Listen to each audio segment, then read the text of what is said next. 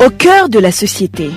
Au cœur de la société est une émission préparée en synergie par les radios Inzamba, Agatekakawe, Radio RPA, Ijuya Wanyagihugu, ainsi que la radio-télévision Renaissance. L'article 95 de la Constitution du Burundi stipule que lors de l'entrée en fonction et à la fin de celle-ci, le président de la République, le vice-président, le Premier ministre et les membres du gouvernement sont tenus de faire sur l'honneur une déclaration écrite de leurs biens et patrimoine adressée à la Cour suprême, ce qui n'a pas encore été fait par ces hautes autorités du pays. Quelles sont les conséquences de ce refus de déclaration des richesses par les plus hautes autorités? Quelles sont les conséquences de cette violation de la loi fondamentale? Nous avons fait recours aux analystes en économie et en droit dans le mini-magazine Au cœur de la société. Pierre Garungu à la présentation. Bienvenue.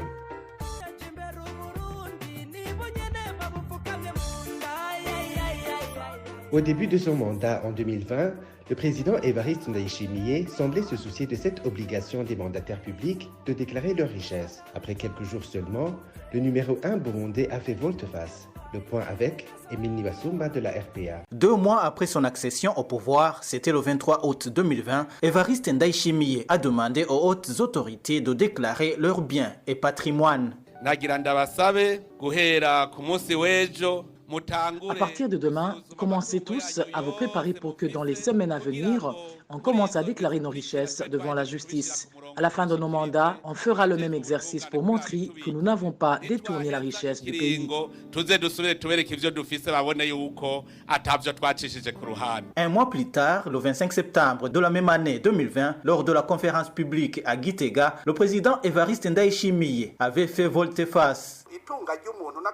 Selon lui, chacun pourrait garder secret ses richesses, mais que la vérification interviendrait si et seulement si il y avait des soupçons de détournement. La question a été ensuite officiellement évoquée dans le Conseil des ministres du 9 juin 2021. Le président Évariste Ndayishimiye a demandé ce jour-là aux membres du gouvernement de procéder à la déclaration de leurs biens, car selon lui, les formulaires relatifs étaient déjà disponibles à la Cour suprême. Mais jusqu'à présent, on ne sait pas où en sont ces membres du gouvernement, y compris le président de la République, sur cette question de déclaration de leurs richesses. Tout pays qui n'exige pas la déclaration des biens et patrimoines pour ses mandataires politiques souffre en matière de la bonne gouvernance et de la lutte contre la corruption, selon l'économiste Faustin Dikoumana. La déclaration de biens, c'est le fondement même de la bonne gouvernance dans un pays. Si on veut renforcer la politique de bonne gouvernance dans un pays, le premier principe, c'est la déclaration des biens par les mandataires publics.